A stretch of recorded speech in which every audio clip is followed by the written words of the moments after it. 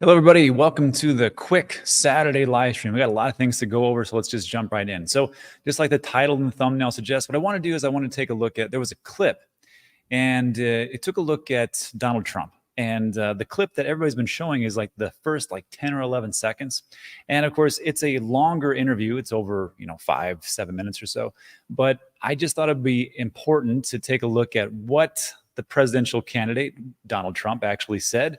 And put it into context about what's going on. I think it's important that we take a look at the entire clip of what has been said before we say, okay, it's this or it's this or it's that.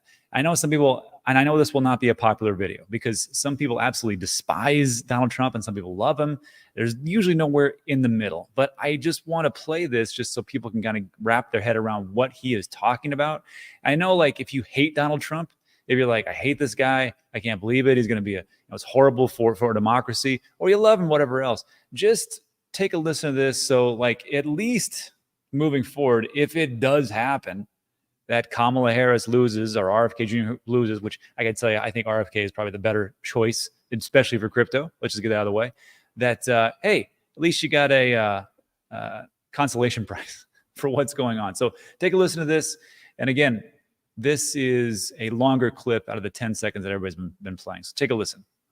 Who knows, maybe we'll pay off our $35 trillion, hand him a little crypto check, right? We'll hand him a little Bitcoin and wipe out our $35 trillion. But how do you? Okay, so right there, that's what everybody's been talking about. That's been played over and over again for everywhere that we've seen. And he talks about, hey, we can just give him a little Bitcoin.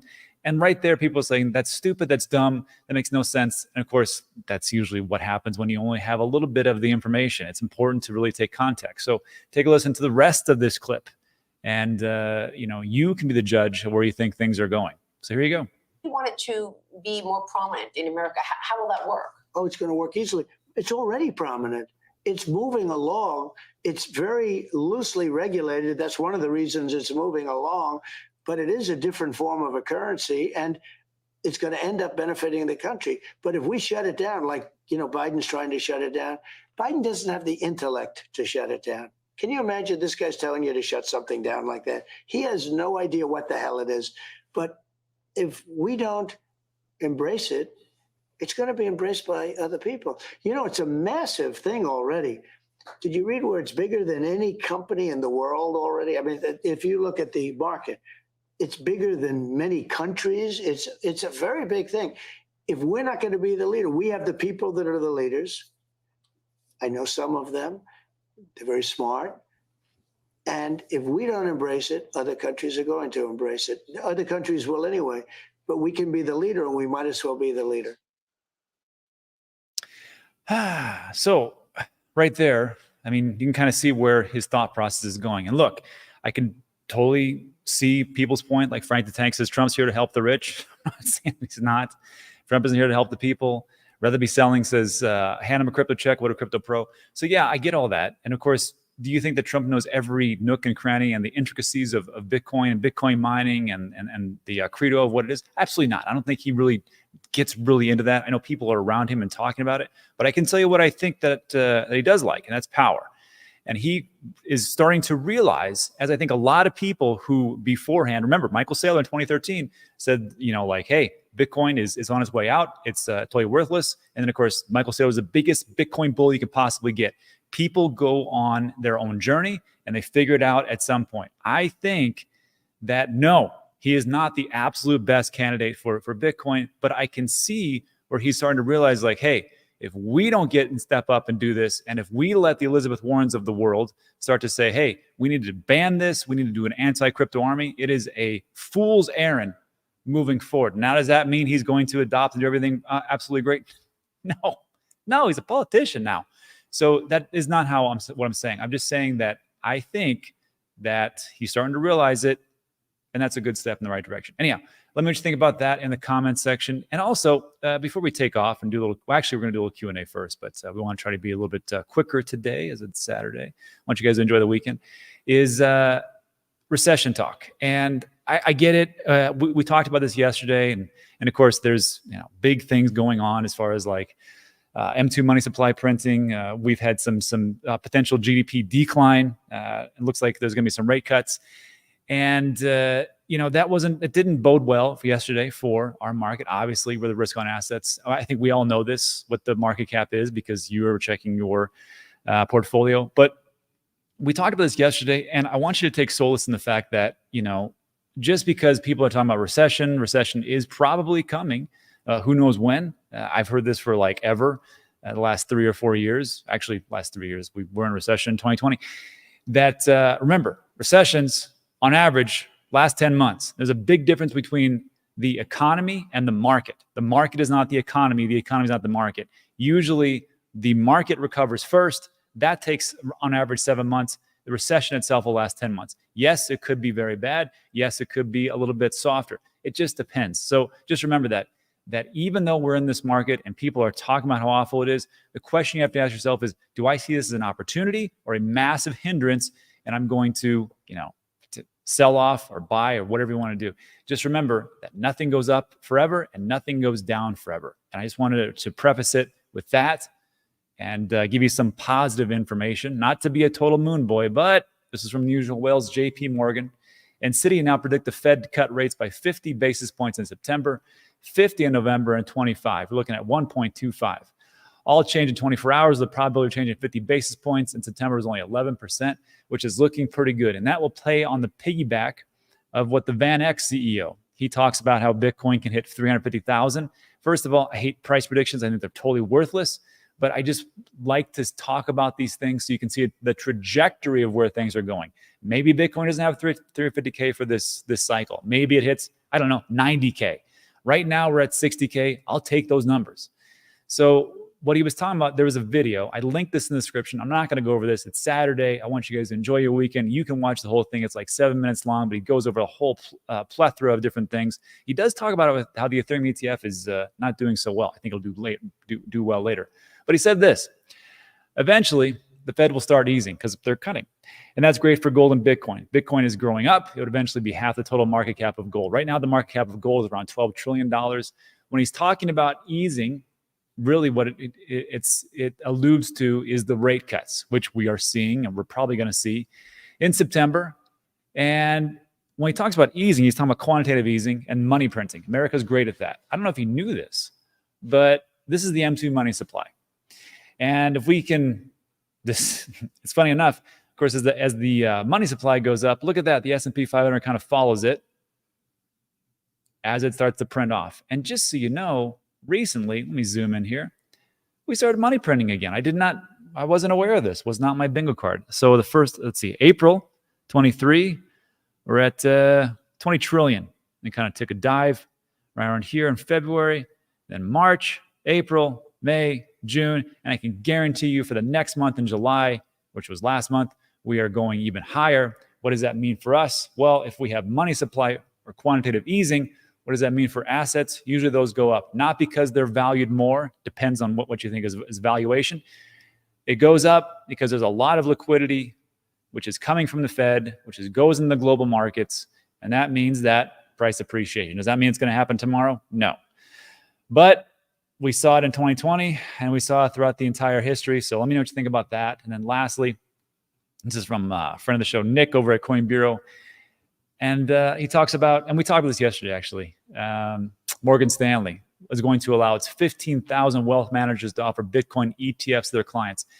The reason why I want to show you this again is just to see what are the big players doing and what are some of the things that are being said in the news and the things around. They talk about the recession. They talk about how horrible it is. They talk about how it's going. And in my personal opinion, that means they want you to sell off. However, Morgan Stanley has 1.5 trillion in assets under management, 3.75 trillion under management via advisors, and they have just been getting the green light to start to pitch Bitcoin and Bitcoin only to their clients. So again, zoom out, take a look what the big players are doing, and that's it for today. So look, if you like today's video, give it a thumbs up. Consider subscribing. Everything we talk about is time sensitive. Now, if you want to do a little Q&A, we'll go do that for about 5 minutes or so and get the hell out of here. So let's open it up to a little questions. Frank the Tank DGen. Yes, Frank, we know that. So let's see. Trump 2025, Trump helping the rich and the poor. And then we just talked about, oh, sorry. That was the original ones. Zoran says, I'm not selling off. Hey, look, I'm not telling you to whatever you want to do, right? If you got to buy like a house, you want to, buy that kidney you need or whatever it is, go right ahead. But right now, for me personally, if you can't sell or you don't need to sell, probably not a good idea to sell into weakness. We want to sell into strength. Let's see. Uh-oh. Do you like Jupe? Yeah, I like Jupe. Jupe, first, the decentralized exchange on Solana. It's great. It's a great project. They got a great community, and I use it myself, matter of fact. Hey, Rob, Wrenches and Dan fan. Hello, Tesla. How are you? Anyone is here mitigating your risk in meme coins? To mitigate my risk of meme coins was to get out of meme coins. That was pretty much it. Let's see. Ben's chair is here. Hash ribbons fired off. Theoretically, you probably shouldn't drop below 53K. What Ben's chair is talking about is, let's take a look at that. It's a good question. So if we go to look into bitcoin.com,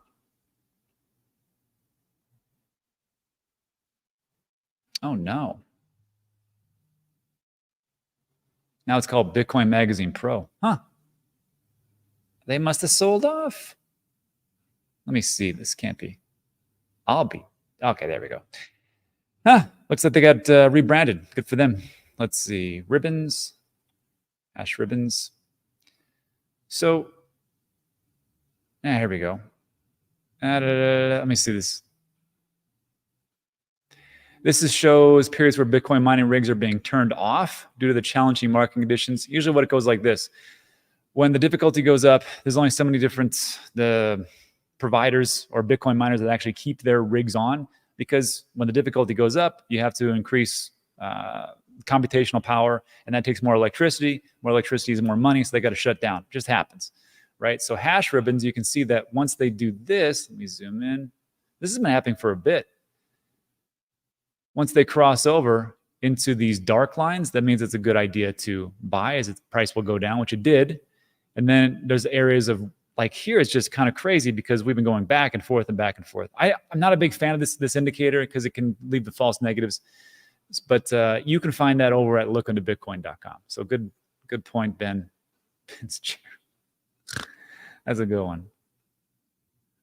Rob, you're getting younger. No, it's just because I trimmed all the white beard off and I woke up and I didn't have a really hectic night. So looking good today.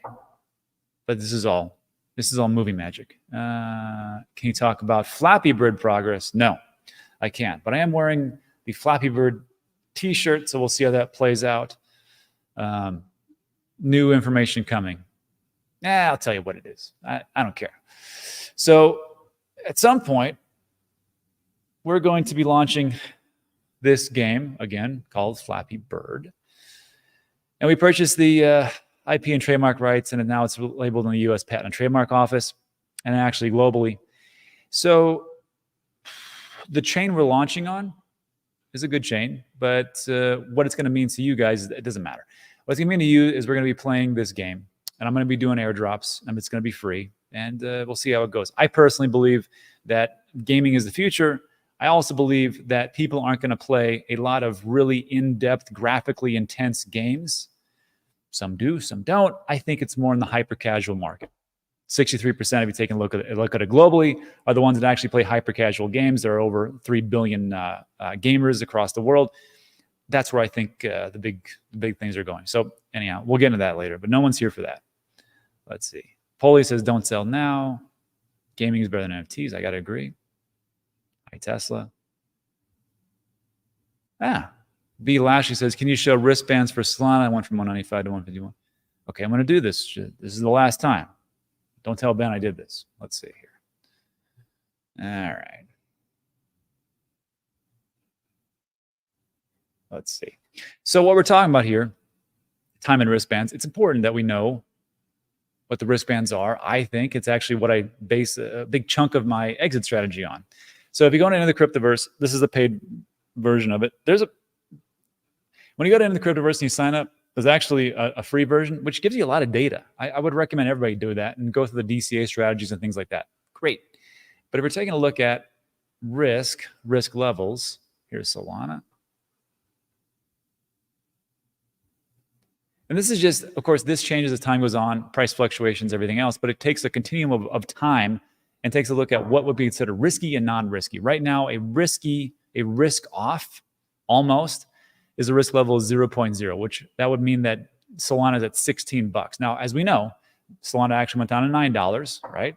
So that's, again, over time. But right now, today, Solana is a little risky-ish, 0.672 at 151. What do the risk levels or the risk bands say it could reach? Well, if we go up to a perfect 1.0, I personally don't know what's going to happen, $658. 0.9 is $400.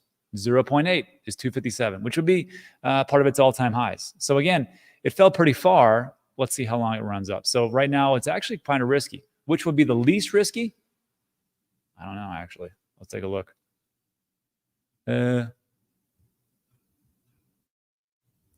VeChain at 0.175.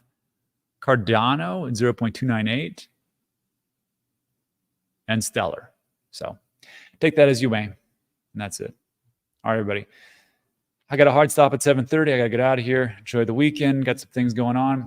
Thanks so much for stopping by. I appreciate it. Like today's video, thumbs up, subscribe. Good luck YouTube notifying you, but that's it. Anyhow, enjoy the weekend. Get out of here. I appreciate every single one of you. And guys, I will see you on the next one. Have a great weekend. Adios.